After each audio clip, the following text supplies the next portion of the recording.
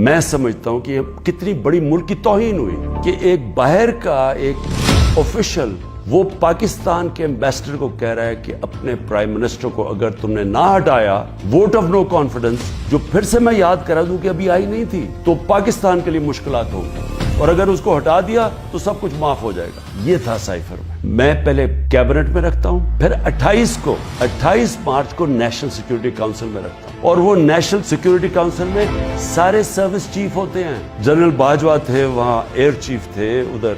Navy के chief थे, joint chief of staff थे, हमारे सारी कैबिनेट के सीनियर मेंबर्स थे, फॉरेन ऑफिस के सेक्रेटरी बैठे हुए थे, और उसमें क्या फैसला होता है। जिस तरह एम्बेसडर असद मजीद ने रिकमेंड किया, हमें डिमार्श करना चाहिए, हमें अमेरिका को प्रोटेस्ट करना चाहिए कि ये आपने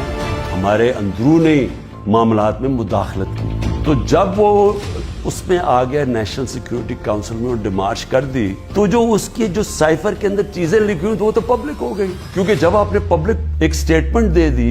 सीक्रेट तो ना रहा वो, क्योंकि डिमार्श ने आपने किस पे, तो ये चीजें सामने आ गई नेशनल सिक्योरिटी काउंसिल में, और कैबिनेट में भी डिस्कस हो गई। साइफर तो सेफ, जिस तरह सनाउल्लाह ने कहा, वो फॉरेन ऑफिस में पड़ा, उसका तो किसी को पता ही नहीं है जो साइफर की कोड है, जिसको पैराफ्रेज कहते हैं अंग्रेजी में लफ्ज। हमारे पास जो आता है वो तो उसका मफहूम आया था, और वो जाके नेशनल सिक्योरिटी काउंसिल और कैबिनेट में जब रखा और बाद में डीक्लासिफाई भी कर दिया, तो वो तो फिर एक सीक्रेट डॉक्यूमेंट नहीं रहा है।